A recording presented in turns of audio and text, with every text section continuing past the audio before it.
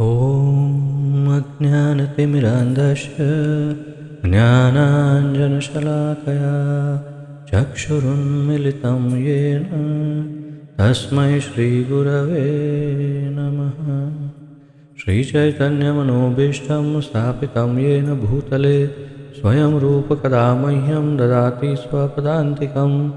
वन्देऽहं श्रीगुरुं श्रीयुतपदकमलं श्रीगुरुन् वैष्णवांश्च श्रीरूपं साग्रजातं सहगण रघुनाथान्वितं तं सजीवं साद्वैतं सावधूतं परिजनसहितं कृष्णचैतन्यदेवं श्रीराधाकृष्णपादान् सहगण ललिता श्रीविशाखान्वितांश्च। हे कृष्ण करुणा सिन्धु दीनबन्धो जगत्पते गोपेश गोपिकान्त राधाकान्त नमोऽस्तु ते। तप्तकाञ्चन गौरांगी राधे वृन्दावनेश्वरी वृषभानुसुते देवी प्रणमामि हरिप्रिये। वाञ्छाकल्पतरुभ्यश्च कृपासिन्धुभ्य एव च पतितानां पावनेभ्यो वैष्णवेभ्यो नमो नमः। अनन्तकोटिवैष्णववृन्द की जय। नारायणं नमस्कृत्य नरं चैव नरोत्तमं देवीं सरस्वतीं व्यासं ततो जयमुदीरयेत्। शृण्वतां स्वकथा कृष्ण पुण्यश्रवणकीर्तनः हृद्यन्तस्थो यभद्राणि विद्युनोति सुहृत्सतां नष्टप्रायेषु वभद्रेषु नित्यं भागवतसेवया भगवति उत्तमश्लोके भक्तिर्भवति नैष्ठिकी। ॐ नमो भगवते वासुदेवाय। ॐ नमो भगवते वासुदेवाय। ॐ नमो भगवते वासुदेवाय। नमो विष्णुपादाय कृष्णप्रेष्ठाय भूतले श्रीमते जयपताका स्वामिन् इति नामिने। नमो आचार्यपादाय निताय कृपाप्रदायने गौरकथाधामदाय नगरग्रामतारिणे। नमो विष्णुपादाय कृष्णप्रेष्ठाय भूतले श्रीमते भक्तिवेदान्तस्वामिन् इति नामिने। नमस्ते सारस्वते देवे गौरवाणी प्रचारिणे निर्विशेषशून्यवादी पाश्चात्यदेशकारिणे। जय श्री कृष्ण चैतन्य प्रभु नित्यानंद श्री अद्वैत गदाधर श्रीवासादि गौरभक्तवृंद। हरे कृष्ण कृष्ण कृष्ण हरे हरे हरे राम राम राम हरे हरे। हरे कृष्ण कृष्ण कृष्ण हरे हरे हरे राम राम राम हरे हरे। हरे कृष्ण कृष्ण कृष्ण हरे हरे हरे राम राम राम हरे हरे।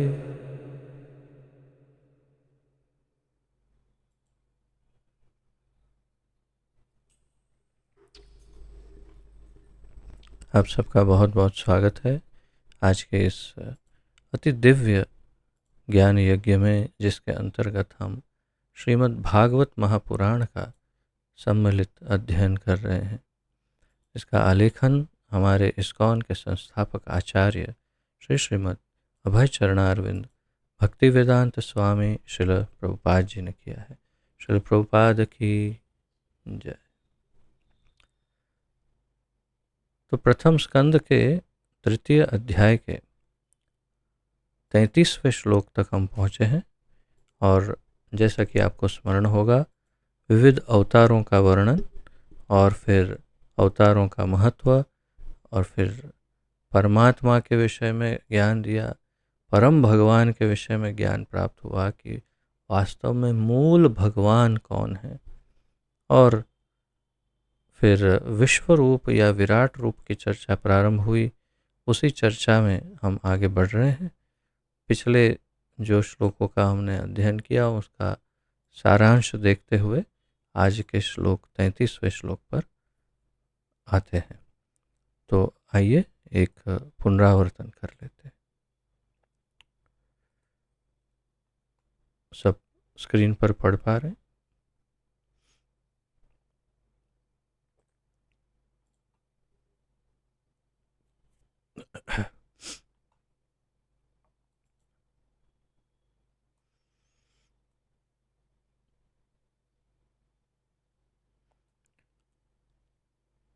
29वें श्लोक में हमने देखा, जो कोई भी भगवान के गुह्य अवतारों का सावधानी पूर्वक प्रतिदिन सुबह तथा शाम को पाठ करता है, वह जीवन के समस्त दुखों से छूट जाता है। अर्थात जो 1 से लेकर 29वें श्लोक तक का पठन केवल पाठ सुबह शाम करता है संस्कृत श्लोकों का, उनको भी जीवन के सभी प्रकार के दुखों से मुक्ति प्राप्त हो जाती है। यह है फलश्रुति, भगवान के अवतारों को सुनने का फल। 30वें श्लोक में कहा, भगवान के विराट रूप की धारणा जिसमें वे इस भौतिक जगत में प्रकट होते हैं काल्पनिक है। यह तो अल्पज्ञों तथा नवदीक्षितों को भगवान के रूप की धारणा में प्रवेश कराने के लिए है, लेकिन वस्तुतः भगवान का कोई भौतिक रूप नहीं होता। तत्पश्चात 31वें श्लोक में, बादल तथा धूल वायु द्वारा ले जाए जाते हैं, लेकिन अल्पज्ञ लोग कहते हैं कि आकाश मेघाच्छादित है और वायु धूलमय मलिन है। इसी प्रकार वे लोग आत्मा के विषय में भी भौतिक शरीर की धारणाओं का आरोपण करते हैं।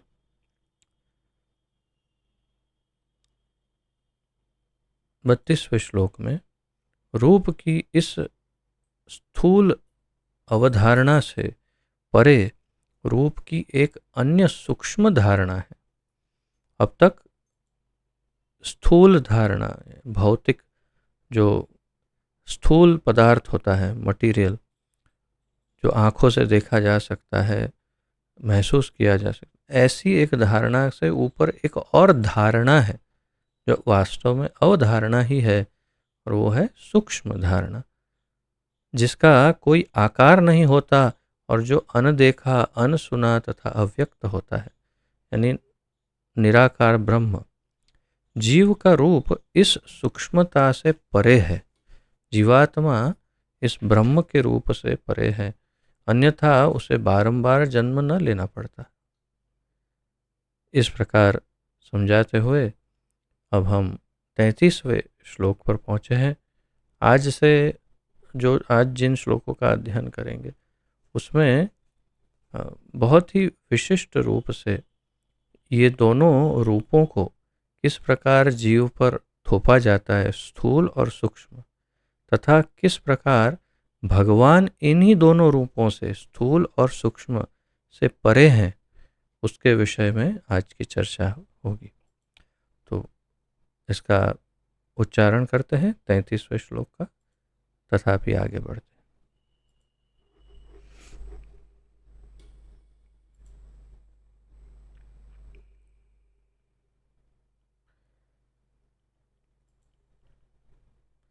यत्रे मे सदसद्रूपे प्रतिषिद्धे स्वसंविदा अविद्ययात्मनि कृते इति तद्ब्रह्मदर्शनम्।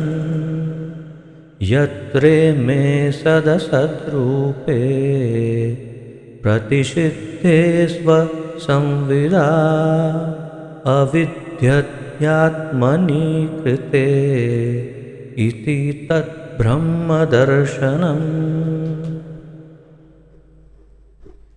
यत्रे में सदसद्रूपे प्रतिषिद्धे स्वसंविदा अविद्ययात्मनि कृते इति तद्ब्रह्मदर्शनम्। शब्दार्थ, यत्र जब भी, इमे इन सब में, सत असत स्थूल तथा सूक्ष्म। यहाँ देखिए प्रभुपाद जी ने सत और असत का जो अनुवाद किया है उससे आपको आश्चर्य हो सकता है कि सत और असत आप जानते हैं, तो सत और असत का क्या है? स्थूल तथा सूक्ष्म, इस प्रकार उन्होंने अनुवाद किया है। रूपे के रूपों में प्रतिषिद्धे दूर हो जाने पर स्व संविदा आत्म साक्षात्कार द्वारा अविद्या अज्ञान से आत्मनि आत्मा में कृते आरोपित इति इस प्रकार तत् वह है ब्रह्म दर्शनम परमेश्वर के दर्शन की विधि। अनुवाद देखते हैं। जब कभी मनुष्य आत्म साक्षात्कार द्वारा यह अनुभव करता है कि स्थूल तथा सूक्ष्म दोनों शरीरों का शुद्ध आत्मा से कोई सरोकार नहीं, उस समय वह अपना तथा साथ ही साथ भगवान का दर्शन करता है। आत्म साक्षात्कार या और परमात्म साक्षात्कार या भगवद साक्षात्कार, और कभी बोल सकते ब्रह्म साक्षात्कार, लेकिन ब्रह्म से परे की बात है ये। तो आत्म साक्षात्कार तथा परमात्मा या भगवद साक्षात्कार की यहाँ पर बात कही है, और वो कैसे हो सकता है उस बात को यहाँ बताया गया है। तो जब कभी मनुष्य आत्म साक्षात्कार द्वारा यह अनुभव करता है, आगे के श्लोकों में बताया जाएगा कि आत्म साक्षात्कार होगा कैसे, क्योंकि स्वाभाविक है, सबसे पहला प्रश्न आपके मन में ये होना चाहिए और होगा ही कि आत्म साक्षात्कार है क्या, आत्म साक्षात्कार किसे कहते हैं, या तो कैसे करते हैं, क्या होता है। इसकी व्याख्या प्रभुपाद जी कर रहे हैं इसमें, परंतु और विस्तार से इन श्लोकों में ही सूत गोस्वामी बताएंगे आगे कि किस प्रकार आत्म साक्षात्कार होता है।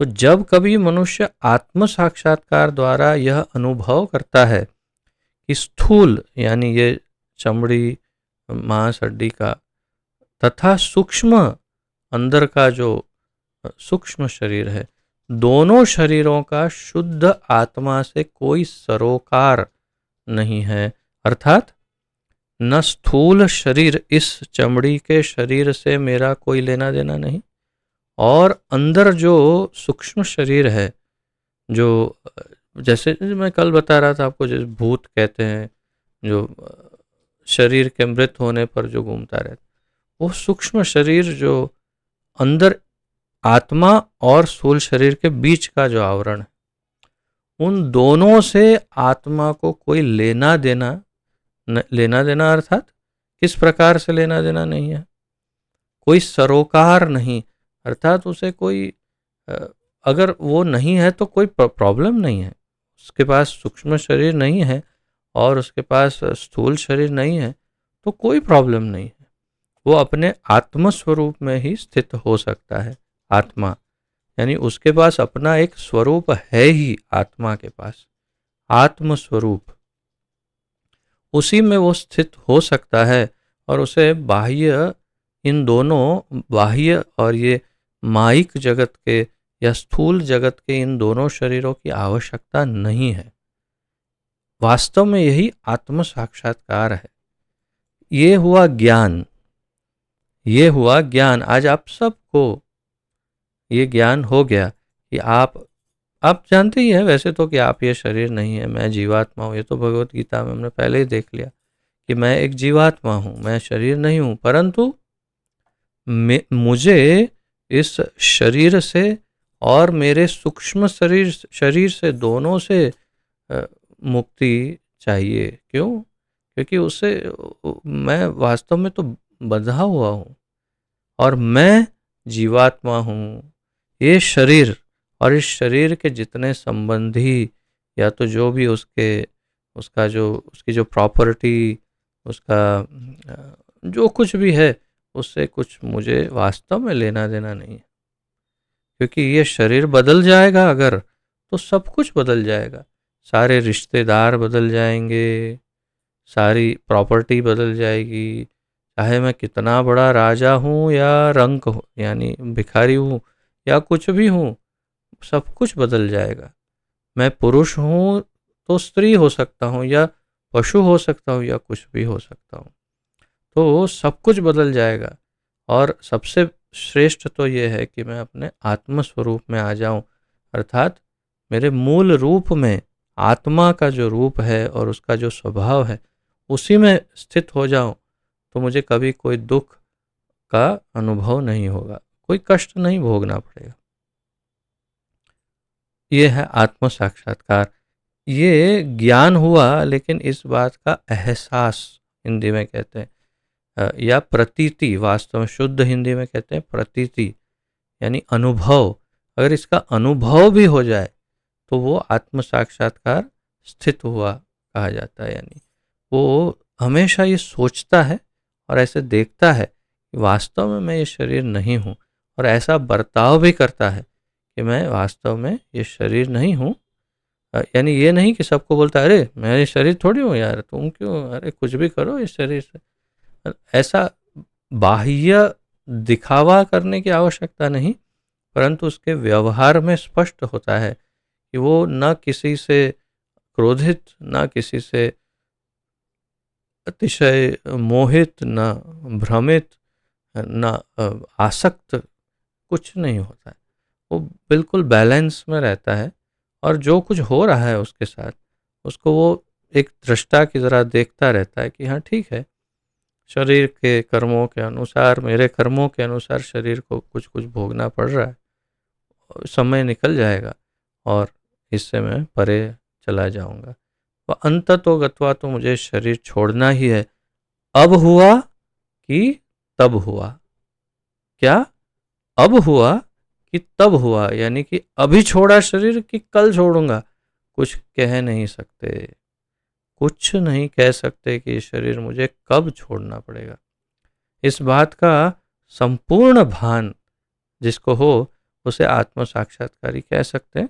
और भी बहुत सुंदर ढंग से प्रभुपाद जी समझाएंगे, बिल्कुल स्पष्ट बताएंगे कि आत्म साक्षात्कार किसे कहते हैं, और परमात्मा साक्षात्कार कि भगवान कौन है, उनके साथ मेरा संबंध क्या है, वे कैसे दिखते हैं, कहाँ रहते हैं, क्या वे व्यक्ति है या अव्यक्त हैं, और मेरा उनके साथ कैसा संबंध होना चाहिए, इत्यादि ये सारा ज्ञान, ये है भगवत साक्षात्कार। तो ये दोनों जब भी मनुष्य आत्म साक्षात्कार द्वारा यह अनुभव करता है कि स्थूल तथा सूक्ष्म दोनों शरीरों का शुद्ध आत्मा से कोई सरोकार नहीं, उस समय वह अपना तथा साथ ही साथ भगवान का दर्शन करता है, अपना दर्शन और भगवान का दर्शन करता है। तो आत्मा का अपना स्वयं का दर्शन कैसे हो सकता है? मैं मिरर में, आईने में, दर्पण में देख करके इस शरीर का तो दर्शन कर सकता हूँ कि हाँ ये मेरा शरीर है। मैं अभी मैं जैसे कैमरा में देख रहा हूँ सामने, ओ हाँ चश्मे पहने हैं, ऐसा शरीर है, तिलक लगाया है, मैं देख पा रहा हूँ। लेकिन आत्मा का दर्पण क्या है, कैसे देखेंगे कि मैं कैसे देखता हूँ? और भगवान का दर्शन तो समझ में आता है कि उनका दर्शन हो सकता है। तो इस सब को समझने के लिए तात्पर्य की ओर आगे बढ़ते हैं। आत्म साक्षात्कार तथा मोह में यही अंतर है कि स्थूल तथा सूक्ष्म शरीरों के रूप में भौतिक शक्ति का क्षणिक या भ्रामक आरोपण आत्मा के बाह्य आवरण है।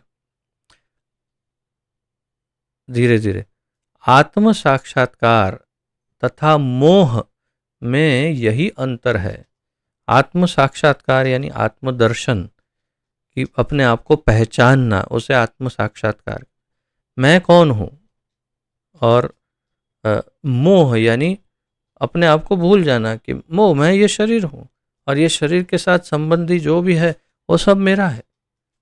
ये पत्नी मेरी, ये बच्चे मेरे, ये घर मेरा है, ये सब मेरा है, और ये शरीर मेरा है।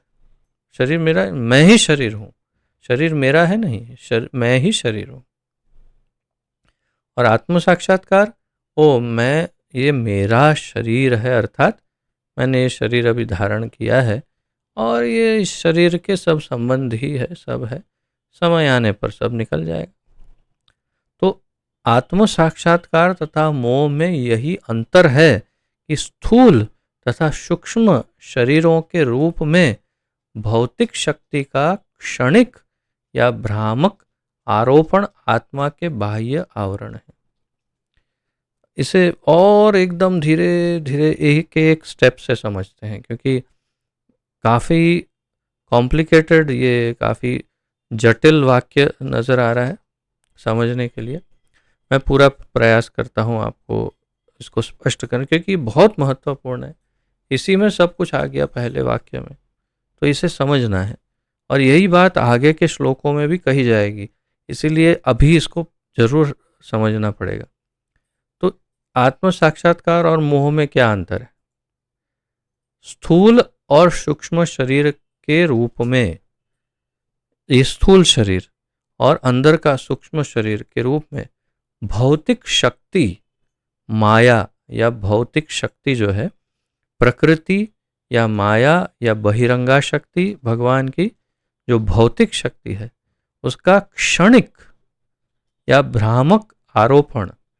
क्षणिक इसलिए क्योंकि समय का हमें लगता है 100 वर्ष, 50 वर्ष, और ब्रह्मा जी की गणना में देखें तो अरे कुछ एक क्षण का 1000वां हिस्सा भी नहीं है, उतना छोटा समय।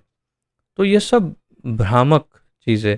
तो क्षणिक या भ्रामक आरोपण, आरोपण किसे कहते हैं? आरोपण शब्द उसका वास्तव में थोपना, यानी उसके ऊपर थोप देना, आरोपित करना। तुम मुझ पर क्यों आरोप लगा रहे हो, अर्थात कि वास्तव में जबरदस्ती क्यों मुझ पर इस बात को लागू कर रहे हो इस तरह। तो आरोपण करना यानी थोपना या उसके ऊपर जबरदस्ती चिपका देना या लगा देना, इस प्रकार। तो आरोपण, तो भ्रामक आरोपण आत्मा के बाह्य आवरण है।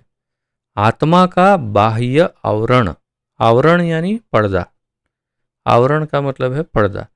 तो आत्मा है, मानो ये आत्मा है, आत्मा के ऊपर एक पहला पर्दा लगाया और जबरदस्ती भ्रामक, ये क्षमा करिए, क्या कहते हैं उसे, भौतिक शक्ति या माया या बहिरंगा या प्रकृति के द्वारा जबरदस्ती एक आवरण लगाया। उस आवरण का नाम क्या है? स्थूल सूक्ष्म शरीर, सूक्ष्म शरीर। उसके ऊपर और एक आवरण जबरदस्ती लगा दिया, उसको कहा स्थूल शरीर, यानी चमड़ी का बना हुआ, हाड़ मांस चमड़ी। सूक्ष्म शरीर किसका बनता है? मन बुद्धि अहंकार, मन बुद्धि अहंकार। और उसके ऊपर वास्तव में बुद्धि तत्व जो है वो भी एक प्रकार से, क्योंकि अगर आत्मा से जोड़ा जाए तो वो दिव्य होता है, लेकिन अन्यथा मन और अहंकार, ये दोनों सूक्ष्म शरीर के मूल घटक हैं। इच्छाएं, जीव की इच्छाएं और इच्छाओं के अनुसार उसका मन और उसका अहंकार जो निर्मित होता है, वही सूक्ष्म शरीर है। वो सूक्ष्म शरीर, तो ये पहला आवरण सूक्ष्म शरीर का आत्मा पर, और दूसरा आवरण हुआ स्थूल शरीर, पंच महाभूत से बना हुआ, जल अग्नि आकाश वायु इत्यादि, उससे बना। ये है आरोपण। आरोपण मतलब जबरदस्ती लगा दिया। क्यों लगा दिया? अविद्या के कारण। आगे हम पढ़ेंगे श्लोकों में, ये स्पष्ट करते हैं सूत गोस्वामी के अविद्या इसका मूल कारण है। अविद्या के कारण जीवात्मा इस भ्रामक शक्ति के चंगुल में फंस जाता है, माया के चंगुल में फंस जाता है, या इस भौतिक संसार में फंस जाता है, और उस पर दो आवरण लगा दिए जाते हैं, पहला सूक्ष्म शरीर का और दूसरा आरोपण, ये आरोपण होता है स्थूल शरीर का। तब उसकी क्रियाएं या कर्म शुरू हो जाते हैं। जब ये दोनों आवरण आ जाते हैं तो कर्म शुरू हो जाते हैं। कर्म शुरू तो लेना देना ये वो चालू रहता है, फिर कर्मों का फल भोगना, तो फिर ये एक निरंतर क्रिया बन जाती है, साइकिल। तो आत्म साक्षात्कार और मोह का अंतर क्या है? स्थूल और सूक्ष्म शरीर के रूप में भौतिक शक्ति का क्षणिक या भ्रामक आरोपण आत्मा के बाह्य आवरण है। ये अगर जान लेता है व्यक्ति या समझ लेता है तो वो आत्म साक्षात्कारी है और वो उससे दूर होता है एक प्रकार से। और मोहित क्या है? वो यही समझ देह आत्म बुद्धि, वो यही हमेशा सोचता है मैं ही शरीर हूँ और ये सब कुछ ये शरीर का ही है, उसे वो मोह कहते हैं। आशा है अब कुछ हद तक तो स्पष्ट हुआ होगा। आगे चर्चाओं में काफ़ी स्पष्ट हो जाएगा क्योंकि पूरा विषय ही 3 श्लोकों में यही है। ये आवरण अविद्या से जनित है। देखिए इसी लाइन में स्पष्ट कर दिया प्रभुपाद जी ने कि आवरण क्यों मिला? अविद्या के कारण मिला।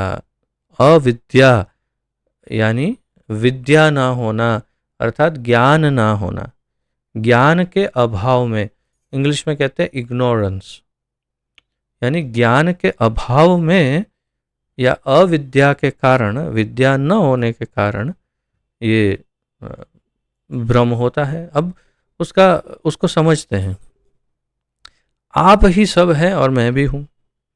हम सब मानिए 20-25 वर्ष पूर्व हम सब संपूर्ण रूप से इसी बात से अवगत थे कि मैं ये शरीर हूं ही, निश्चित रूप से मैं ही ये शरीर हूं, और उसी तरह से जीवन जी रहे थे। और अब काफी हद तक ज्ञान प्राप्त होने के बाद, काफी हद तक बहुत बड़ा वैसे कह सकते हैं हमारी सोच में, जीवन शैली में अंतर आया। क्यों अंतर आ रहा है या आया है? क्योंकि अब ये ज्ञान हुआ है। क्या हुआ है? ज्ञान हुआ है। क्या मिला? विद्या मिली कि मैं ये शरीर नहीं हूँ, मैं जीवात्मा हूँ और ये सब शरीर का है जो है ये, और शरीर छूट जाने पर ये सब छूट जाएगा। तो आप देखिए पहले जितनी वेदना होती थी, दुख होता था, तकलीफ होती थी, ये चला गया, ये इसने ऐसा कह दिया, ऐसा कर दिया, वो अब नहीं होता या कम होता है बहुत, या क्षणिक होता है। फिर ध्यान में आता है अरे क्या पीछे शरीर ही नहीं हूं मैं, तो फिर ये सब क्या। तो ये अविद्या से विद्या मिली। जब विद्या मिली तो ये सब स्पष्ट हुआ। तो अविद्या का मूल कारण है कि ये सब आवरण ढके हुए हैं हम पर। ऐसे आवरण भगवान के व्यक्तित्व पर कभी प्रभावशाली नहीं होते। ऐसे आवरण भगवान पर कभी प्रभावशाली नहीं होते। इस बात को समझिए हमेशा के लिए कि अविद्या का आवरण, स्थूल सूक्ष्म शरीर का आवरण और स्थूल शरीर का आवरण, ये भगवान पर कभी भी प्रभावशाली नहीं होते। मायावाद में और वैष्णव संप्रदाय की धारणा अर्थात या तो फिर वैष्णव मान्यता के अनुसार जो भेद हैं दोनों में, तो मायावाद ये आरोप लगाता है कि भगवान जब अवतार धारण करते हैं तो अवतार लेने पर भगवान के ऊपर माया के प्रभाव के कारण ये दोनों आवरण उन पर भी लागू हो जाते हैं और वे भूल जाते हैं कि मैं संपूर्ण भगवत्ता को भूल जाते हैं और माया के अनुसार कार्य करते हैं और उनको भी स्थूल और सूक्ष्म शरीर लेना पड़ता है। ऐसा आरोप कौन लगा रहा है? मायावाद का जो सिद्धांत है वे लगाते हैं। परंतु हमारा सिद्धांत, वैष्णव सिद्धांत क्या है? बिल्कुल स्पष्ट है कि भगवान चाहे किसी भी स्थिति में रहे, वे मायापति है। मम माया दुरत्य, जो मेरी माया, माया के पति हैं, नाथ है, स्वामी है, मालिक है, और माया उनके कंट्रोल में है। और इसलिए वे माया के अंदर आकर भी उसके उससे आच्छादित नहीं होते या उससे कोई असर नहीं होती है उनको। जैसे मैं कल बता रहा था, पद्म पत्रम इवाम भसा, जैसे कमल का पत्र जल में रहकर भी गीला नहीं होता, वैसे ही भगवान माया के जगत में आकर भी माया के द्वारा प्रभावित नहीं होते। न उनको हमारी तरह एक सूक्ष्म और स्थूल शरीर लेने की जरूरत पड़ती है।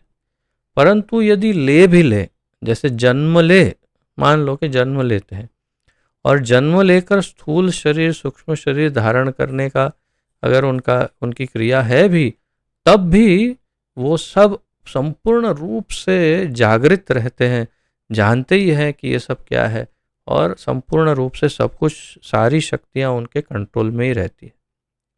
वे उनके कंट्रोल में कभी नहीं आ जाते इन दोनों आवरणों के। तो ऐसे आवरण सूक्ष्म शरीर के या स्थूल शरीर के भगवान के व्यक्तित्व पर कभी प्रभावशाली नहीं होते। इस बात को हमेशा के लिए स्पष्ट समझना है।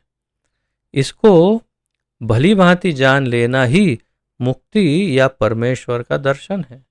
तो भाई जी बहुत ही सरल व्याख्या कर रहे हैं कि अगर कोई इसको समझ लेता है तो ये मुक्ति है। अच्छा, ऐसा क्यों कह रहे हैं प्रभुपाद जी? क्योंकि भगवान स्वयं कह रहे हैं भगवद गीता में, जन्म कर्म चमे दिव्यम एवं यो वेत्ति तत्वतः त्यक्त्वा देहम पुनर्जन्म नैति मामेति सोऽर्जुन। चौथे अध्याय के नववें श्लोक में 4.9 में भगवान यही बात कर रहे हैं कि बस इतना समझ लो कि मैं इन सब से प्रभावित नहीं होता, मैं इसका आवरण में नहीं आता, मेरा जन्म और कर्म दिव्य है। तो इसको भली भांति जान लेना ही मुक्ति या परमेश्वर का दर्शन है। इसका अर्थ यह होता है कि ईश सदृश अर्थात आध्यात्मिक जीवन अपनाने से पूर्ण आत्म साक्षात्कार संभव हो पाता है। इसका अर्थ क्या है? भगवान का दर्शन कब होगा? जब पूर्ण आत्म साक्षात, जब आध्यात्मिक जीवन अपनाएंगे और पूर्ण आत्म साक्षात्कार होगा, तो उसमें भगवत साक्षात्कार भी हो जाएगा साथ साथ में। आत्म साक्षात्कार का अर्थ क्या है? प्रभुपाद जी समझा रहे हैं। उसका अर्थ है स्थूल तथा सूक्ष्म शरीर की आवश्यकताओं के प्रति अन्यमनस्क होना और आत्मा के कार्यों के प्रति गंभीर बनना। आत्म साक्षात्कार किसे कहते हैं? उसकी व्याख्या। क्या अर्थ है? स्थूल तथा सूक्ष्म शरीर की आवश्यकताओं के प्रति अन्यमनस्क होना, अर्थात अन्यमनस्क यानी उसके प्रति उदासीन होना, या तो उसके प्रति ध्यान नहीं देना, मन अन्य जगह पर होना, उस जगह नहीं होना। स्थूल शरीर के प्रति ध्यान नहीं देना, सूक्ष्म शरीर के प्रति ध्यान नहीं देना। ध्यान किस में देना? मेरे वास्तविक स्वरूप के प्रति और भगवान के प्रति। मेरी शरीर की क्या आवश्यकता है उस पर, वो तो अपने आप शरीर चल ही रहा है ना। खाना पीना चाहिए, मिल रहा है, ओढ़ना पहनना सब मिल रहा है, ठाकुर जी ने घर दिया है, अब क्या चाहिए? और हो गया ना, सब तो है, अब भगवान की तरफ ध्यान दो। इसलिए तो प्रहलाद महाराज कहते हैं कौमारम आचरेत प्राज्ञः, कौमारम आचरेत प्राज्ञो, अर्थात बिल्कुल कौमार अवस्था से ही भक्ति करनी चाहिए। सब मिल गया, शरीर मिल गया, खाना मिल रहा है, रहना मिल रहा है, ओढ़ना पहनना सब हो रहा है, तो फिर क्यों टाइम वेस्ट कर रहे हो? क्या बढ़ा के क्या बढ़ाओगे? एक की जगह 2 मोबाइल लोगे, तुम रियलमी का फ़ोन इस्तेमाल करें, उसके बाद आईफोन इस्तेमाल करोगे, क्या फ़र्क पड़ जाएगा? कौन सा बहुत बड़ा अंतर पड़ जाएगा? क्या एक घर में दो कमरे हैं, उसकी जगह 10 कमरे होंगे, क्या फ़र्क पड़ेगा? सफाई करने में दम निकल जाएगा। तो ऐसे क्यों इसके पीछे समय गंवाते हो, जब बेसिक नीड्स जो बिल्कुल सर्वसामान्य और बिल्कुल जो जीवन जरूरी जो वस्तुएं हैं वो सब अगर उपलब्ध हो गई है, अगर हो चुकी है, तो अब उसके विषय में सोचना बंद कर दो। उसके विशेष प्रयोजन और प्लानिंग करके और बहुत ही विशेष परिश्रम करके फिर और थोड़ा धन कमा लेना, ये सब छोड़ दो, कोई फायदा नहीं हो। गधे बन के रह जाओगे और भोगेगा कोई और। बिल्कुल सत्य बता रहा हूँ कि भोगेगा कोई और गधे बन के कार्य करते रहोगे। तो ऐसा क्यों करना? अब आत्मा के विषय में, परमात्मा के विषय में सोचना प्रारंभ करो। तो स्थूल तथा सूक्ष्म शरीर की आवश्यकताओं के प्रति वो उदासीन हो जाए, अन्य मनस्क, यानी कि उसके नहीं ठीक है, हो गया ये सब का जरूरतें पूरी हो गई, अब भगवान के बारे में। और आत्मा के कार्यों के प्रति गंभीर बनना, उसी को आत्म साक्षात्कार कहते हैं। आत्मा के कार्य क्या है? जीवेर स्वरूप है कृष्णेर नित्य दास। भगवान का दास या सेवा करना, सेवक बनना, नित्य दास, हमेशा हमेशा के लिए उनका दास बने रहना, भगवान का, उनकी सेवा करना, उनको प्रसन्न करना, यही मेरा मूल स्वरूप है। और उस स्वरूप के अनुसार मुझे कार्य करना चाहिए, वही मेरा आत्म साक्षात्कार का प्रयोजन और यही उसका प्रमाण है कि मैं आत्म साक्षात्कारी हूँ, यदि मैं ऐसे करता हूँ। तो शरीर की आवश्यकताओं को छोड़ो और आत्मा की आवश्यकताओं के प्रति गंभीर बनो, ये आत्म साक्षात्कार है। कोई सोच सकता है आत्म साक्षात्कार यानी एक वृक्ष के नीचे बैठा है और कुछ मुद्रा लगा के ध्यान करके एकदम, और यहाँ पे देख रहा है जैसे भगवान भगवद गीता में बैठे हैं कि ऐसे ध्यान लगाओ, और फिर एकदम से प्रकाश प्रकाश प्रकाश हो गया और अंदर से एक जोकर बाहर आया और कहा, हाँ मैं हूँ आत्मा, हेलो, पहचाना? देखो ऐसे ही होगा कि हम तो जोकर ही हैं। तो ये ऐसा कोई आत्म साक्षात्कार नहीं होने वाला इसमें एकदम प्रकाश हो जाए और कोई आ जाए और कहे वाह अब मैं तुम्हें आशीर्वाद देता हूँ, ये शक्ति देता हूँ, या तो ये परिकल्पना है, ये तो फेरी टेल, परिकल्पना है, स्टोरी जैसा है, ऐसा नहीं है। आत्म साक्षात्कार यानी ज्ञान, अर्थात आत्मा का संपूर्ण ज्ञान, मेरे अपने स्वरूप का ज्ञान, वही आत्म साक्षात्कार है जो यहाँ पर प्रभुपाद जी ने दे दिया। और अगर आप समझ गए तो आपको हो गया आत्म साक्षात्कार, अभी हो गया। लो, कार्यों के लिए प्रेरणा आत्मा से उत्पन्न होती है, और क्या कार्य करना, क्या करूँगा आगे, तो वो सब प्रेरणा आत्मा से उत्पन्न होगी जब साक्षात्कार हो जाएगा। किंतु आत्मा की वास्तविक स्थिति न जानने के कारण ऐसे कार्य भ्रामक बन जाते हैं। अगर जान गया है वास्तविक स्थिति तो अंदर से ही शुद्ध प्रेरणा मिलेगी कि अब ये करना चाहिए, ये करना चाहिए। और यदि भ्रम में है, वो जानता ही नहीं है अपने स्वरूप को, तो अंदर से भ्रामक प्रेरणा मिलेगी, ये करो, ये करो, ये करो, और गोल गोल घूमता रहेगा। अविद्या के कारण अपने हित की गणना स्थूल तथा सूक्ष्म शरीरों को ध्यान में रखकर की जाती है। अविद्या मूल कारण है जिसके कारण अपने हित की गणना, अपना फायदा, अपना मेरा फायदा किस में है, सामान्य भाषा में कह रहा हूं, मेरा फायदा किस में है, मेरा फायदा इस शरीर को बहुत ही कोमलता से रखने में, बहुत ही स्वस्थ रखने में, चमका के रखने में, युवा अवस्था में बनाए रखने में, यही मेरा फायदा है। बहुत सारा धन कमाने में ये अविद्या के कारण इस प्रकार सोचता है जीव। तो अविद्या के कारण अपने हित की गणना स्थूल तथा सूक्ष्म शरीर को ध्यान में रखकर की जाती है। फलस्वरूप सारे कार्य, जन्म जन्मांतर के कार्यों का सारा ढांचा ही बिगड़ जाता है। और इसका क्या फल होता है?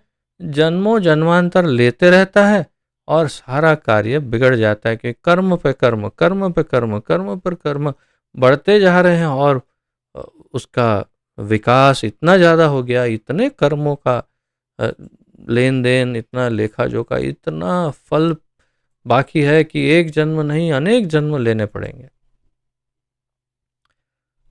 किंतु जब कोई मनुष्य समुचित अनुशीलन द्वारा आत्मा से भेंट करता है तब आत्मा के कार्यों का शुभ आरंभ होता है। तो आत्मा के कार्यों का शुभ आरंभ कैसे होगा?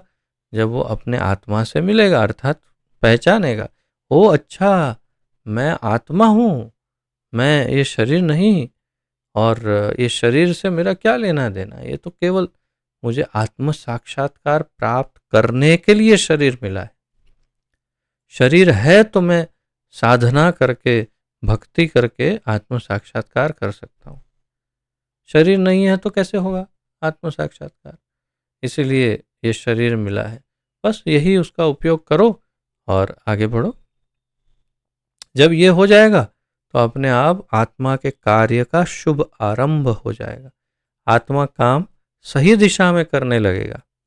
अभी गलत दिशा में आत्मा काम कर रहा है, तब सही दिशा में आत्मा काम करने लगेगा। फलस्वरूप जो व्यक्ति आत्मा के कार्यों में व्यस्त रहता है वह बद्ध जीवन में रहते हुए भी जीवन मुक्त कहलाता है। ये महत्वपूर्ण वाक्य है। जीवन मुक्त किसे कहते हैं? तो जो इसके फलस्वरूप यानी आत्मा के कार्य करने के वजह से जो व्यक्ति आत्मा के कार्यों में व्यस्त रहता है वह बद्ध जीवन में रहते हुए भी, अर्थात इस शरीर में रहते हुए भी जीवन मुक्त कहलाता है। जीवन मुक्त स उच्यते, भगवान भगवद गीता में कहते हैं। तो ऐसे जो आत्म साक्षात्कारी जीव है उन्हें जीवन मुक्त कहा जाता है, भले ही वो इस शरीर में रहे। तो शरीर में रहने से कोई प्रॉब्लम नहीं, ऐसा नहीं कि शरीर छोड़ के भाग जाना ही पड़ेगा, मृत्यु लेनी, ऐसा कुछ जरूरी नहीं है। इसी शरीर में जीवन मुक्त अवस्था में आराम से रहा जा सकता है, बिना किसी व्यवधान। कोई प्रॉब्लम नहीं, कष्ट नहीं, कोई चिंता नहीं, दुख नहीं आएगा, आराम से रहेंगे एकदम उसी जीवन मुक्ति की अवस्था में। कब? जब आत्मा के कार्यों में व्यस्त होंगे तब। जब शरीर के कार्यों में व्यस्त होंगे तब नहीं होगा सुख, तब सुख नहीं मिल पाएगा। आत्म साक्षात्कार की यह पूर्ण अवस्था किसी कृत्रिम साधन से नहीं अपितु निरंतर दिव्य स्थिति में रहने वाले भगवान के चरण कमलों का आश्रय ग्रहण करने से प्राप्त की जाती है। बहुत ही बहुत ही बहुत ही बहुत ही महत्वपूर्ण वाक्य है ये। आत्म साक्षात्कार की ये पूर्ण अवस्था कैसे मिलेगी? कृत्रिम साधन से नहीं। कोई बाहर का कोई ऐसा कोई स्कूटर नहीं, कोई कार नहीं, हेलीकॉप्टर, रॉकेट कुछ नहीं जिसमें बैठो और एकदम से आत्म साक्षात्कार वाले घर में पहुंच गए, ऐसा कुछ नहीं है। कुछ भी किसी भी अवस्था में बाहर से कुछ नहीं होगा, अपितु निरंतर दिव्य स्थिति में रहने वाले भगवान के चरण कमलों का आश्रय ग्रहण करने से प्राप्त की जाती है। आत्म साक्षात्कार कैसे मिलेगा?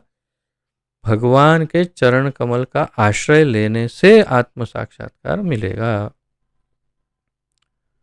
समाश्रिता ये पद पल्ल प्लवम महत्पदम पुण्य यशो मुरारे भवाम्बुधिर वत्सपदम परम पदम पदम पदम यद विपताम न तेषाम।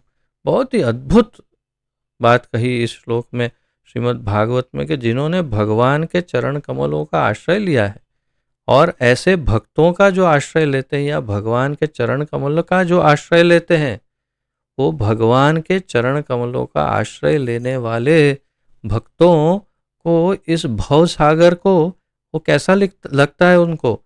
जैसे गाय के बछड़े के चरण का चिन्ह हो, उसमें पानी भरा हो, ऐसे उसको पार कर सकते हैं।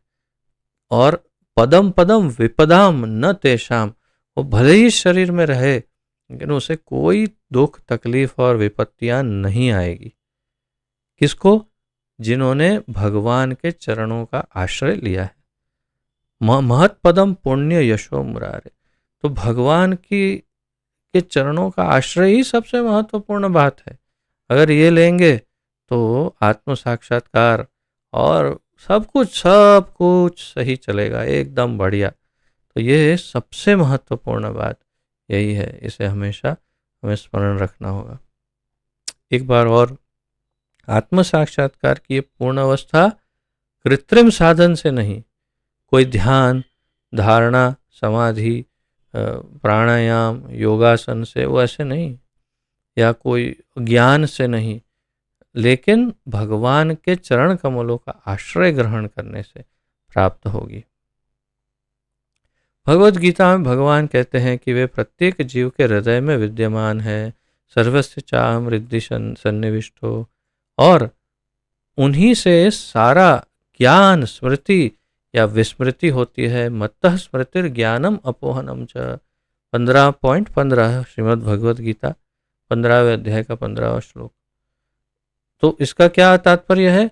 भगवान कहते हैं सबके हृदय में मैं परमात्मा रूप में रहता हूँ। आप सब काफ़ी इसकी हम चर्चा कर चुके हैं, दोहराने का मतलब बहुत ही वैसे तो उपयुक्त तो है, परंतु फिर भी आप सब अब तो स्पष्ट हो ही गए हो कि हृदय में परमात्मा रहते हैं, और उनसे ही क्या मिलता है? मत्तः स्मृतिर, मेमोरी, याद शक्ति, ज्ञानम, जो ज्ञान हम में है, मुझ में बहुत ज्ञान है, मैं बहुत ज्ञानी हूँ, वो ज्ञान, और अपोहनम च, भूल जाने की शक्ति, ये तीनों हृदय में बैठे हुए परमात्मा से मिलती है।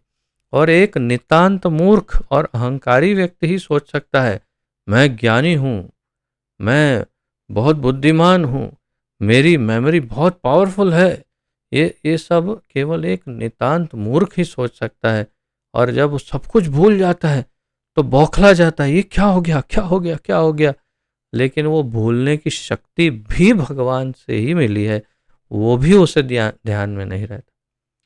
तो भगवान केवल इतना ही बता रहे हैं कि भाई ध्यान रखो, तुम व्यर्थ ही अहंकार कर लेते हो, इसीलिए बहुत सारे कष्टों को भोगते हो।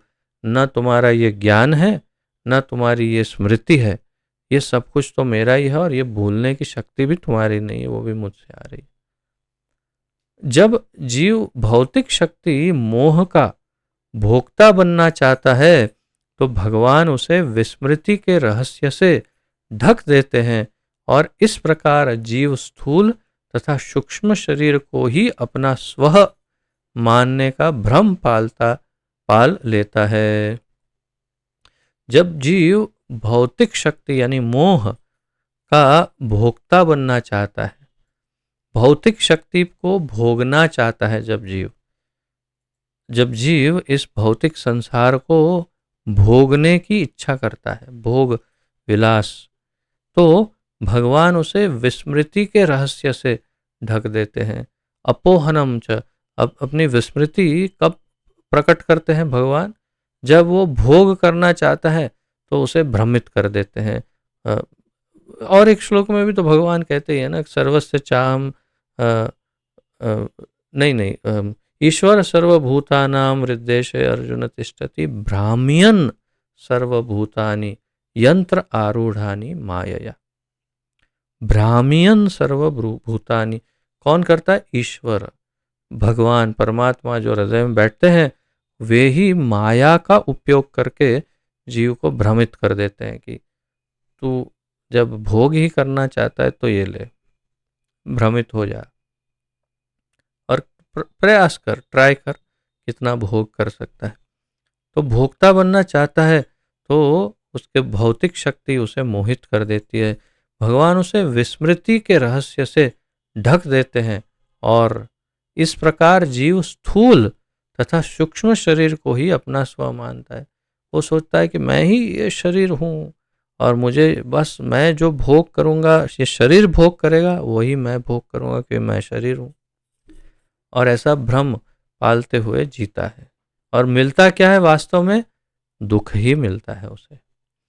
और जब दिव्य ज्ञान के अनुशीलन द्वारा जीव विस्मृति के पाश से छूटने के लिए भगवान से प्रार्थना करता है, तो भगवान अपनी अहैतुकी कृपा से जीव के मोहजनित आवरण को हटा देते हैं और वह स्व की अनुभूति करने लगता है।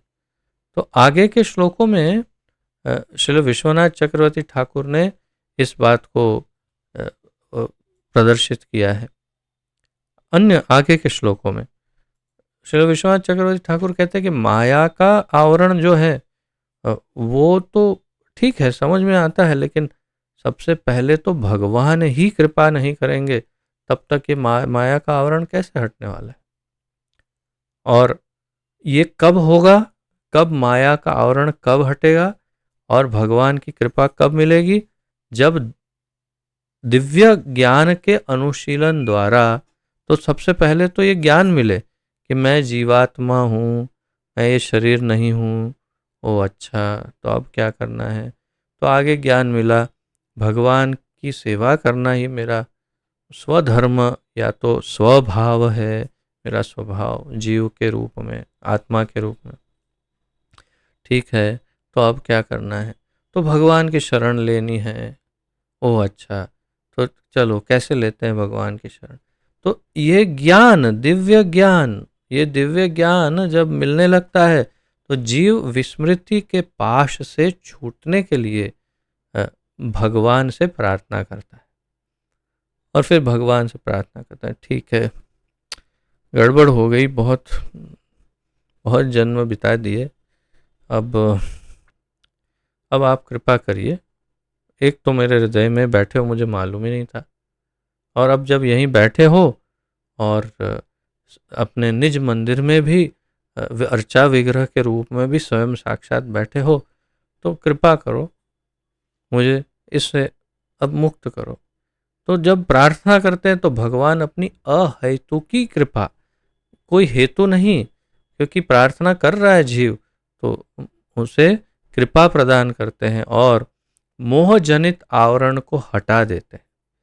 उस जो मोहजनित आवरण है उसे हटा देते हैं और वह स्व की अनुभूति करने लगता है। बल्कि बहुत ही अधिक महत्वपूर्ण वाक्य है, इसे हम थोड़ा सा और सुंदर कलर से प्रकाशित करते हैं। और जब दिव्य ज्ञान के अनुशीलन द्वारा जीव विस्मृति, एक इसमें स्टेप्स है, पहले तो ज्ञान मिलेगा कि मैं कौन हूँ, और उसके बाद वो प्रार्थना करेगा सेकंड पार्ट में, ओ हे प्रभु मुझे मुक्त करिए। तीसरा चरण क्या है? भगवान अपनी अहेतु की कृपा प्रदान करेंगे और मोहजनित आवरण हटा देंगे। उससे क्या होगा? वह स्व की अनुभूति करने लगेगा, अर्थात वो आत्मा के मूल स्वभाव स्वरूप को पहचानने लगेगा और अनुभव करने लगेगा। फिर वह बद्ध जीवन से छूटकर अपनी शाश्वत वैधानिक स्थिति में स्वयं को भगवान की सेवा में लगा लेता है। ये भी वैसे ही अतिशय महत्वपूर्ण है, इसे भी हम इसी के साथ साथ डबल हाईलाइट करेंगे ताकि ये ध्यान में रहे। तो उसके बाद क्या होगा? ये स्टेप, उसके आगे का स्टेप कि एक बार वो अपने अनुभूति करने लगा तो स्वभाव, मूल स्वभाव में स्थित हो गया आत्मा। फिर वह बद्ध जीवन से छूटकर अपनी शाश्वत वैधानिक स्थिति, वैधानिक स्थिति कॉन्स्टिट्यूशनल पोजीशन, अर्थात मेरी स्वाभाविक स्थिति। जैसे एक उदाहरण कि मैं ये इस घर में एक व्यक्ति हूँ, मेरा एक परिवार है, ये मेरी स्वाभाविक स्थिति है।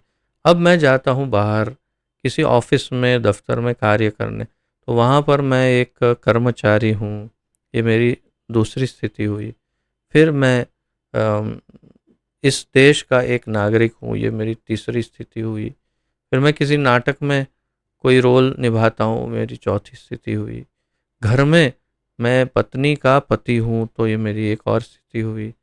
मैं इनका पिता हूँ, तो मेरी एक स्थिति। ये सारी मेरी स्थितियाँ ठीक है, लेकिन मैं ये व्यक्ति हूँ, ये मेरी मूल वैधानिक स्थिति है, अर्थात मेरी स्वाभाविक स्थिति। बाकी सारी स्थितियाँ कृत्रिम हैं। तो ये शरीर, इस आत्मा, ये सब कुछ, ये क्षमा करें, आत्मा कह रहा हूँ, सूक्ष्म शरीर और स्थूल शरीर और ये शरीर से संबंधित सब कुछ, यहाँ तक कि मेरे कर्म भी, ये सब कुछ कृत्रिम है। क्यों? क्योंकि मेरी मूल स्थिति है भगवान का सेवक। और जब मैं मेरी मूल स्थिति में पहुंच जाऊंगा तो फिर वह बद्ध जीवन से छूटकर अपनी शाश्वत वैधानिक स्थिति में स्वयं को भगवान की सेवा में लगा लेता है। ये पूरा जो मैंने हाईलाइट किया है, मार्क किया है, उसे आप बहुत महत्व दीजिए, इस पर नोट लिखिए, अपने अनुसार स्टेप्स लिखिए, 1 2 3 4 कैसे क्रम में होता है ये, तो इससे आपको काफ़ी स्पष्ट हो जाएगा ज्ञान कि क्या स्टेप्स है। यह सब भगवान की बहिरंगा शक्ति के द्वारा या साक्षात अंतरंगा शक्ति के द्वारा संपन्न किया जाता है। तो ये किसके द्वारा होता है, ये भी बहुत ही महत्वपूर्ण पॉइंट है। ये किससे होता है? ये या तो बहिरंगा शक्ति या अंतरंगा शक्ति के द्वारा होता है। अच्छा, तो ये बहिरंगा शक्ति या अंतरंगा शक्ति जो है वो कैसे कार्य करती है? आपको आश्चर्य होगा आगे आप जब पढ़ेंगे, इसको सुनेंगे, कि वास्तव में जो बहिरंगा शक्ति है वही कभी कभी अंतरंगा शक्ति का रोल कर लेती है। आपको आश्चर्य होगा, ये सुनकर ही आश्चर्य हो सकता है, कभी नहीं सुना होगा, परंतु ये मत है हमारे आचार्यों का भी और भागवत का कि अंतरंगा जो बहिरंगा शक्ति है वही जब हम पूरी तरह सरेंडर करते हैं भगवान को, तो वो हमारे लिए वो बहिरंगा शक्ति या माया ही अंतरंगा शक्ति का रोल करके हमें आगे बढ़ाती है। वही कभी कभी हमें दैवी शक्ति के रोल में सहायता करने लग जाती है। परंतु अगर हम इस वाक्य को अभी देखें तो भगवान, यह सब भगवान की बहिरंगा शक्ति के द्वारा या साक्षात अंतरंगा शक्ति के द्वारा संपन्न किया जाता है। तो ये बहिरंगा शक्ति के द्वारा भी ये संपन्न किया जा सकता है, इस बात को हमें ध्यान में रखना है। ये बहिरंगा शक्ति के द्वारा भी ये हो सकता है, अर्थात हम अपनी मूल स्थिति में बहिरंगा शक्ति की सहायता से भी पहुंच सकते हैं, इसमें कोई दो राय नहीं है। आगे बढ़ने से पहले हम इस पर हमारे आचार्यों का कुछ मत देखते हैं। श्रील विश्वनाथ चक्रवर्ती ठाकुर इस श्लोक के अनुसंधान में कहते हैं, अगर सब कुछ पदार्थ है, भौतिक बहुत सुंदर ढंग से प्रस्तुत कर रहे हैं कि यदि सब कुछ पदार्थ है, मान लेते हैं सब कुछ पदार्थ है या भौतिक या स्थूल है, तो हम ब्रह्म को कैसे देख सकते हैं? ब्रह्म पदार्थ नहीं है और मैं पदार्थ हूँ। अगर मैं पदार्थ हूँ तो मैं ब्रह्म को कैसे देख सकता हूँ? ब्रह्म को या भगवान को। तो इसका अर्थ ये हुआ कि सामान्य बुद्धि से सोचे तो मैं पदार्थ नहीं हूँ, मैं भी ब्रह्म ही हूँ। अर्थात कहने का तात्पर्य कि मैं भी वही तत्व हूँ, सच्चिदानंद तत्व, जिसके कारण मैं आत्मा होने के कारण भगवान को देख सकता हूँ, अन्यथा नहीं देख सकता।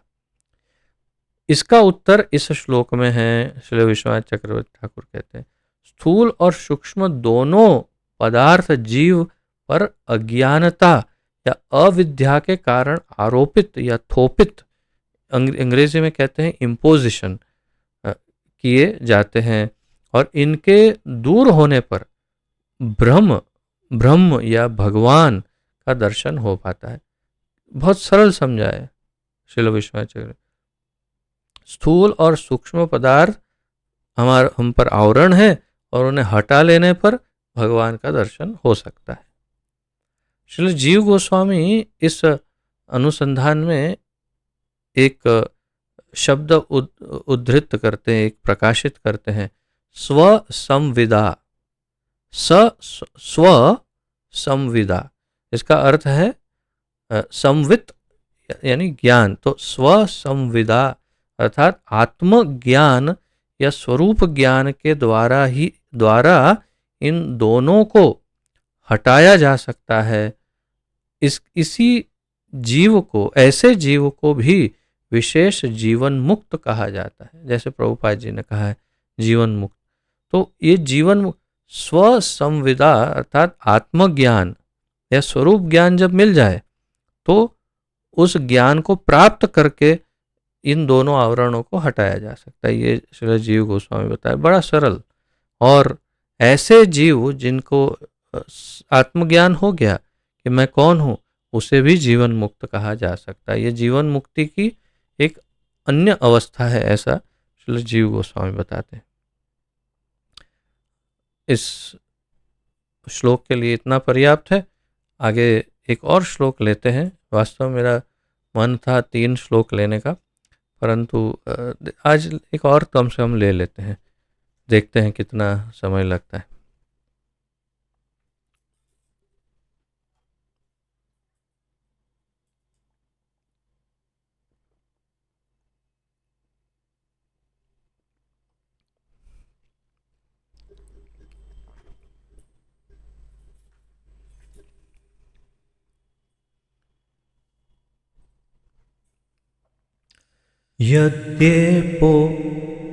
यद्येषो परता देवी माया वैशारदी मतिः संपन्न एवेति विदुः महिम्नि स्वे महीयते। यद्येषो परता देवी माया वैशारदी मतिः संपन्न एवेति विदुः महिम्नि स्वे महीयते। यद्ये शो परता देवी माया वैशारदी मतिः संपन्न एवेति विदुः महिम्नि स्वे महीयते। शब्दार्थ, यदि यानी यदि या फिर भी, ऐसा वे उपरता दमित देवी माया वैशारदी ज्ञान से पूर्ण। ये शब्द विशिष्ट है, इस पर अवश्य ध्यान देना चाहिए। वैशारदी यानी ज्ञान से पूर्ण। मति ही प्रकाश, संपन्न सेवा परिपूर्ण, एव निश्चय ही इति इस प्रकार विदुः जानते हुए महिम्नि महिमा में स्वे अपनी महीयते प्रतिष्ठित। महीयते यानी प्रतिष्ठित, ऐसा श्रील प्रभुपाद जी ने अनुवाद किया है। परंतु श्रील विश्वनाथ चक्रवर्ती ठाकुर, श्रील वल्लभाचार्य और अन्य आचार्यों ने महीयते शब्द का अनुवाद किया है, उस जीव की पूजा की जा सकती है। महीयते यानी पूज्य हो जाता है। तो प्रतिष्ठित तो ऐसा ही है, प्रतिष्ठित का अर्थ जिसको प्रतिष्ठा बढ़ जाती है, ऐसा कहना चाहते हैं। महीयते यानी प्रतिष्ठा, परंतु केवल प्रतिष्ठा नहीं, आचार्यों का मत ऐसा है कि उसकी तो पूजा की जा सकती है, उस व्यक्ति या उस जीव की। जब अनुवाद पढ़ेंगे तब स्पष्ट हो जाएगा कि क्या कहना चाह रहे हैं आचार्य। तो इसे केवल मैं आपको अधिक जानकारी के लिए बता रहा हूँ, और इसकी चर्चा हम आगे जब करेंगे फिर से दोहराएंगे। यदि माया का शमन हो जाता है और यदि भगवत कृपा से जीव ज्ञान से संपन्न हो जाता है तो उसे तुरंत आत्म साक्षात्कार का प्रकाश प्राप्त होता है और वह अपनी महिमा में प्रतिष्ठित या महिमा मंडित हो जाता है। अब एक एक इसका अर्थ समझते हैं।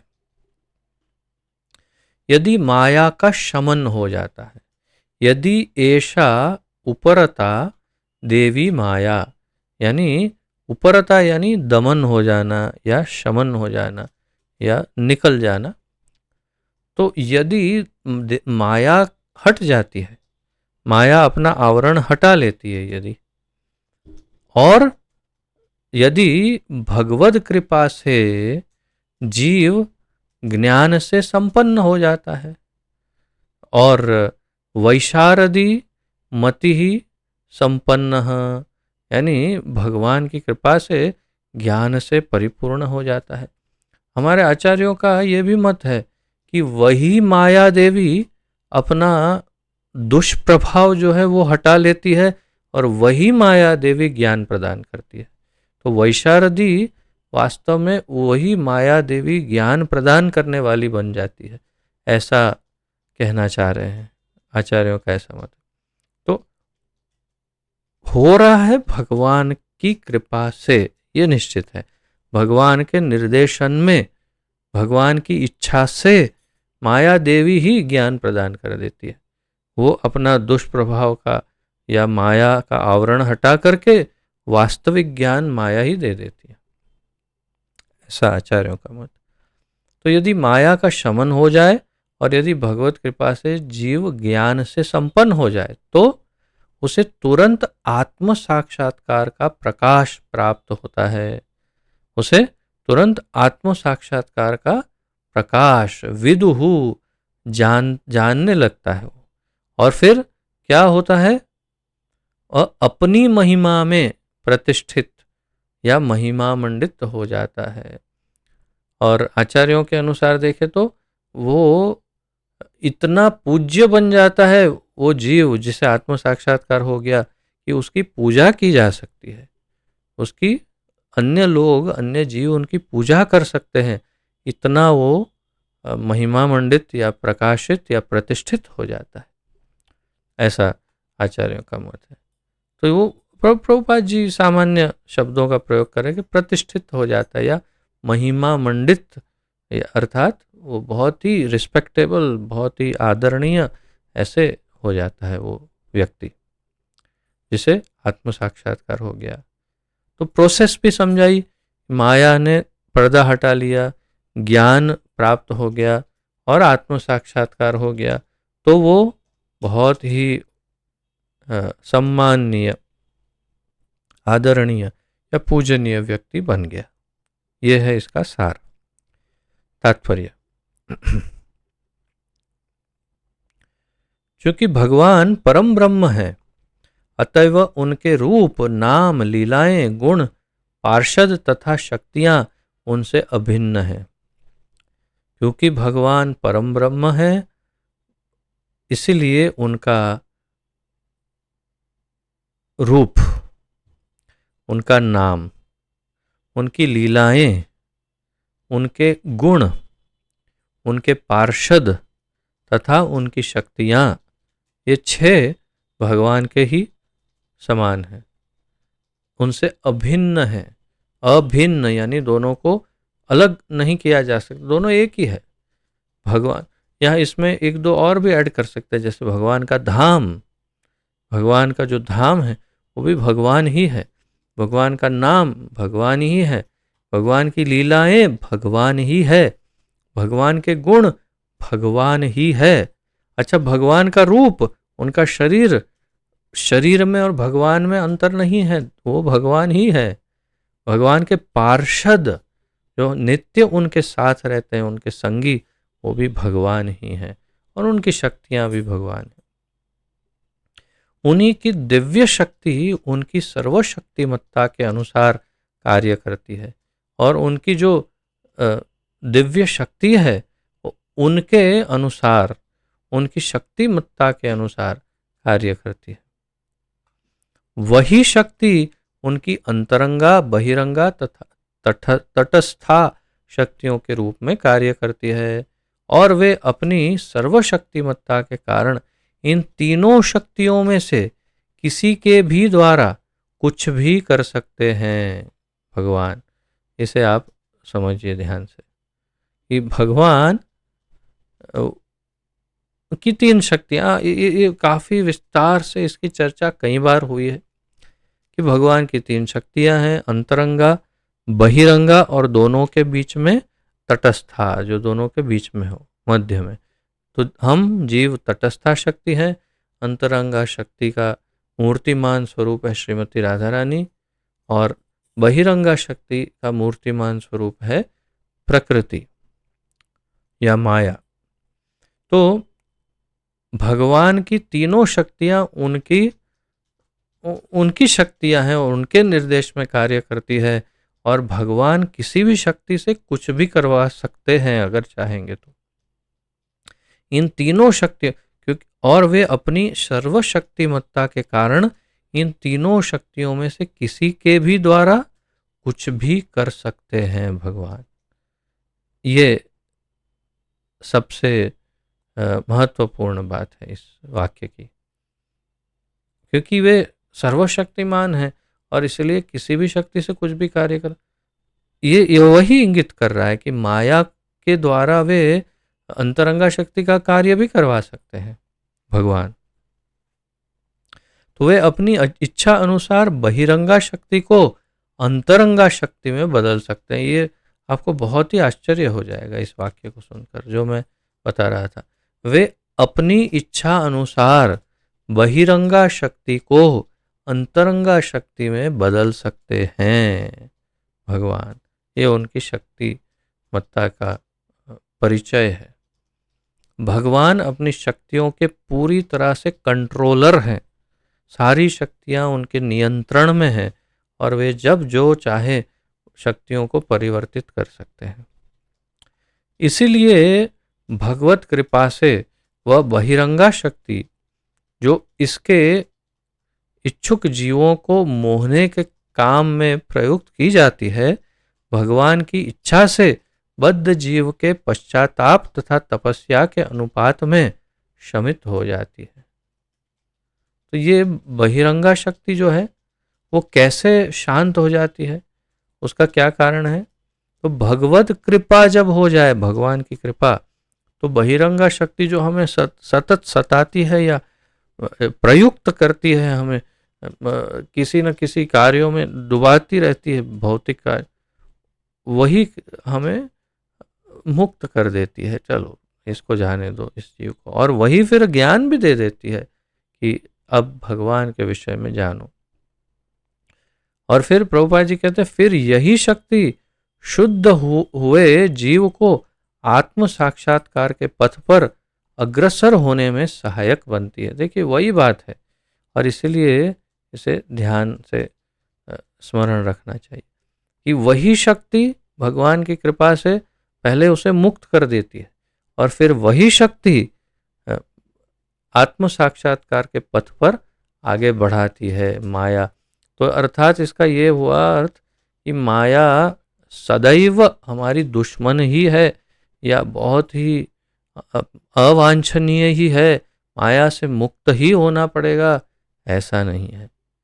क्यों? क्योंकि भगवान की इच्छा अगर होगी तो यही माया हमें आत्म साक्षात्कार के पथ में भी सहायक बन करके आगे बढ़ा सकती है। यही माया, ये कितना महत्वपूर्ण है आप देखिए। और पहली बार शायद इस प्रकार का वर्णन सुना होगा, और आचार्यों ने यही बात लिखी है सबने। इस प्रसंग में विद्युत शक्ति का दृष्टांत उपयुक्त होगा। बहुत सुंदर उदाहरण दिया प्रभुपाद जी। विद्युत शक्ति, बिजली, इलेक्ट्रिसिटी। निपुण विद्युत कर्मी एक ही विद्युत शक्ति को केवल समंजन के द्वारा गर्म करने तथा ठंडा करने के लिए काम में ले सकता है। और क्या लिखा है इंग्लिश में? समंजन,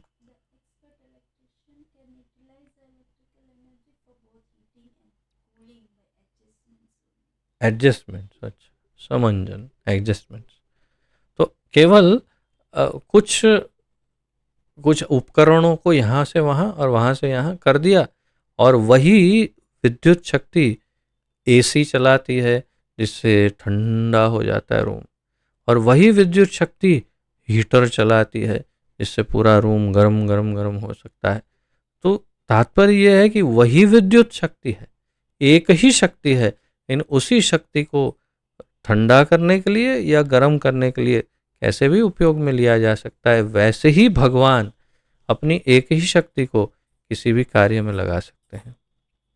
इसी प्रकार बहिरंगा शक्ति जो जीव को मोहग्रस्त करके जन्म मृत्यु के चक्र में बारंबार डालती है, भगवत कृपा से अंतरंगा शक्ति में परिणित होकर जीव को शाश्वत जीवन प्रदान करती है। कितना सुंदर है और ये कितना महत्वपूर्ण है। देखिए, बहिरंगा शक्ति ही अंतरंगा शक्ति बन करके हमें भगवान के पास भगवान से मिला सकती है और आत्मज्ञान प्रदान कर सकती है। तो जब जीव पर भगवान ऐसी कृपा करते हैं तो वह अपनी उपयुक्त स्वाभाविक स्थिति प्राप्त करके शाश्वत आध्यात्मिक जीवन का आनंद लेता है। और जब भगवान की बहुत ही ऐसी विशेष कृपा हो जाए तब तो फिर उसे आनंद ही आनंद मिलेगा। उस जीव को जब भगवान की ऐसी कृपा मिले तब वो स्वाभाविक स्थिति प्राप्त करता है जीवात्मा, और शाश्वत आध्यात्मिक जीवन का आनंद ले पाता है जीवात्मा, जिसके लिए हम सब सदैव व्याकुल रहते हैं। वास्तव में उस आनंद के लिए वो आनंद मिल जाता है। बड़ी महत्वपूर्ण बातें हैं ये, और इसलिए जितने हाईलाइट किए हैं पॉइंट्स, आप उन सभी को एक बार दोबारा स्टडी करिए। और विशेष इस श्लोक में क्या था कि अंतरंगा शक्ति, क्षमा करिए, बहिरंगा शक्ति, माया ही अंतरंगा शक्ति का रोल कर सकती है भगवान के निर्देशन के अनुसार। इस विषय में जो हमारे आचार्यों का मत है वो भी देख लेते हैं।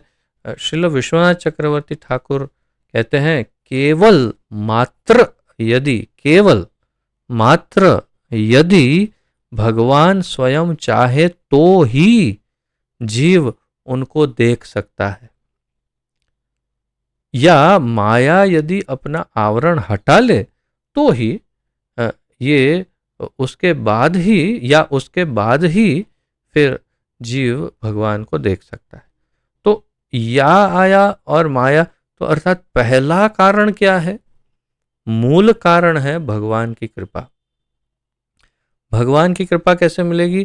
प्रभुपाद जी ने सुंदर समझाया, ज्ञान के द्वारा भगवान की शरण लेने से भगवान की कृपा मिलेगी, तब माया आवरण हटा लेगी और फिर हम भगवान को देख सकते हैं। बहुत ही सरल और सीधा इसका समीकरण है। और श्रीधर स्वामी इस विषय में कहते हैं, माया ही अपना आवरण हटाकर ज्ञान प्रदान करती है। बिल्कुल स्पष्ट कहते हैं श्रीधर स्वामी, वही माया ज्ञान प्रदान कर देती है, पहले अपना आवरण हटे। लेकिन ये सब होता है भगवान की कृपा होने पर ही, अन्यथा नहीं। अगला श्लोक थोड़ा लंबा भी है और इसे फिर कल लेते हैं, समय थोड़ा अधिक हो गया है। इसी के अनुपात में, इसी के अनुसंधान में है ये श्लोक, परंतु खैर क्योंकि फिर बाद में थोड़ा विषय और परिवर्तित होगा, लेकिन कोई बात नहीं, कल इसका हम अध्ययन करेंगे। आज यहीं पर विराम लेते हैं। यदि किसी को कोई विशेष प्रश्न, उत्कंठा, जिज्ञासा आदि हो तो प्रस्तुत कीजिए और हम प्रयास करेंगे।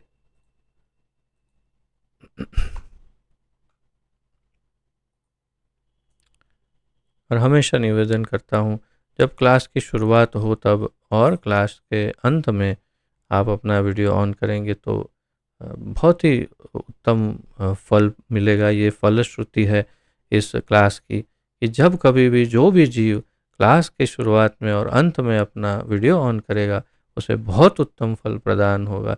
ये स्वाहा तथास्तु। अब कर दीजिए।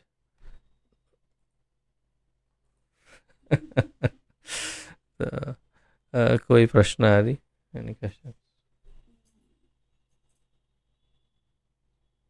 नहीं? ओके, तो सबको सब कुछ समझ में आ गया, और जिन्होंने वीडियो बंद रखा है उनको कुछ भी समझ में नहीं आया, ऐसा इसमें श्राप जोड़ देते हैं साथ में। तो सब एकदम से जल्दी जल्दी जल्दी वीडियो ऑन कर दीजिए 2 मिनट के लिए, ताकि हम सब आपके दर्शन कर सकें, ताकि आपको ये श्राप ना लगे। हाँ देखा, बोलते ही तुरंत शुरू कर दिया। तो उसका अर्थ है कि मानना ही नहीं चाहते। यदि ज्ञान के स्रोत का ही अगर हम अनुसरण नहीं करेंगे, तब फिर हमें क्या प्राप्त होगा, कृपा कैसे मिलेगी। कृपा मिलने की जो पद्धति है वो परंपरा है, गुरु शिष्य परंपरा। और उस परंपरा में सबसे मुख्य, सबसे महत्वपूर्ण और मुख्य उसका घटक है आज्ञा पालन। यदि आज्ञा पालन नहीं करेंगे तो ज्ञान, बुद्धि और कृपा कुछ भी कभी नहीं मिलने वाला, ये निश्चित है। तत्विद्धि प्रणिपातेन परिप्रश्नेन सेवया, तब जा करके जब आज्ञा पालन होगा तब फिर ज्ञान मिलेगा।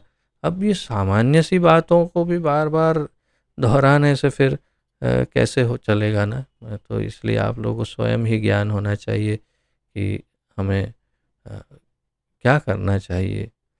बहुत बड़ी सामान्य सरल बातें हैं, ये कोई महत्वपूर्ण बात नहीं है, परंतु फिर भी एक बात है, इससे हमारी मनोभावना प्रदर्शित होती है कि क्या हम उस मोड में हैं कि हम प्रॉपरली रिसीव कर पाएंगे, या फिर हम अभी भी अपनी मन की करने के लिए आदी हैं और कृपा बरसने में टाइम लगेगा। इसलिए अब समझ गए, आप सब बड़े ज्ञानी हैं। तो किसी का यदि कोई इस विषय के अनुसार प्रश्न हो तो पूछ सकते हैं, अन्यथा हम विराम लेंगे। ठीक है, तो विराम लेते हैं। पतित पावन जगत गुरु श्रील प्रभुपाद की जय। पतित पावन गुरुदेव की जय। ग्रंथराज श्रीमद् भागवत महापुराण की जय। अनंत कोटि गौर भक्त वृंद वैष्णव वृंद की जय। निताय गौर प्रेमानंदे हरि हरि बोल। वांछा कल्पतरुभ्यश्च कृपा सिंधुभ्य एव च पतितानां पावनेभ्यो वैष्णवेभ्यो नमो नमः। आप सबको दंडवत प्रणाम, और यदि कुछ अनुचित कहा हो तो क्षमा चाहता हूँ। आप सबका बहुत बहुत धन्यवाद। हरे कृष्ण। और कल शयना एकादशी है, स्मरण रहे, एकादशी का पालन कीजिए, और फिर कुछ ही दिनों में चतुर्मास का प्रारंभ होगा। हरे कृष्ण, धन्यवाद।